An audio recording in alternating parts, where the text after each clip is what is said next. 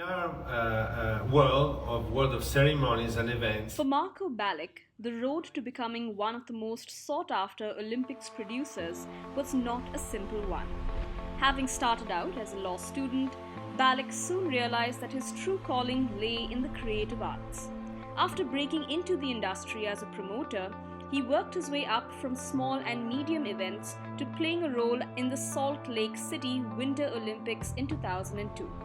Since then, Balich has worked on mega projects such as the Sochi Winter Olympics in 2014 and most recently the opening and closing ceremonies at the Rio Olympics. Sound and Stage Middle East caught up with him to find out more about his journey and how he executed the Rio Olympics.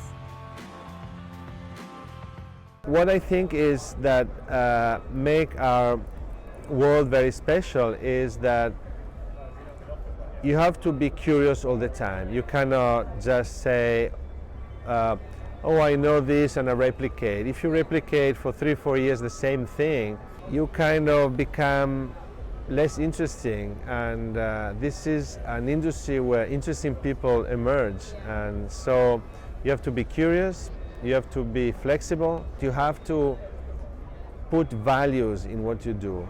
You cannot just service something.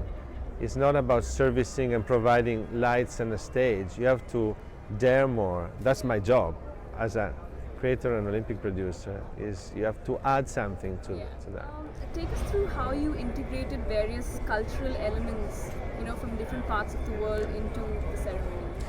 Well, first of all, I'm a very curious person. I get inspired by every kind of shows. So every time I've been called somewhere or we win a bid, the first thing is to study what you have to do. You cannot say, oh, I know how to do it. Yes, I know, but I need to learn.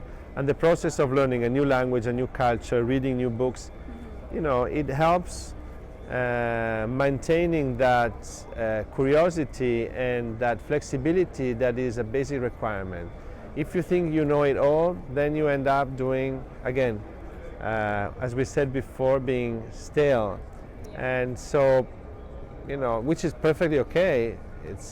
But I think in this market, which is very competitive, you need to, advance every year. You need to learn something new. Pulling off a ceremony as big as the Olympics requires a lot of coordination between teams and things like that. What kind of systems did you put in place to ensure that everything went out smoothly? Well, you start early on and you chase everyone and you exercise a ruthless editorial authority. That's what you have to do. And with the respect of the roles, I respect very much the experience on the roles. On the other side, I want to be the last word on everything. So in this combination, I think I am able to work with the best people and obtain the best out of the best people without frustrating them on the other side, but still keeping the picture together and the vision together. What were some of the challenges that you faced while working on the Rio Olympic show, and how did you overcome those challenges? Rio was a beautiful experience, very complicated because of budget, because of the characteristic of Brazilian people, which they hate planning. But having said that, I think we pulled off a very interesting ceremony, humble, honest, analogic, yet very emotional. So I think that we did a fantastic work with the lighting of Jura Marenghi, with the technical direction of James Lee, and with the carefully managed budget by Fabrizio Dagnotto. I am very proud of the team because it was a huge effort. Give us a peek into some of the shows that you're working on right now and the things that you're looking to do going forward. What we want to do is to make art, European art, alive.